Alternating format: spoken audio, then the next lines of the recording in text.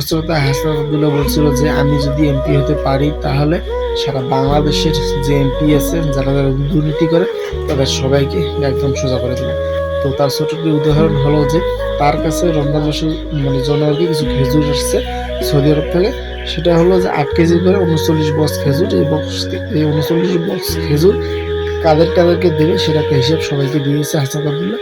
কিন্তু একটা বিষয় হলো যে সারা বাংলাদেশের মানুষ এখন জিজ্ঞেস করতেছে যে আমাদের এলাকার খেজুর কই। এর আগে কিন্তু এলাকার লোক জানতেছিল না, মানে বিষয়টা বুঝতেছিল না বা কোনোভাবে জানছিল না যে সবার মানে এলাকাতেই খেজুর আসে বা দুম্বার গোস্ত উটের গোস্ত আসে।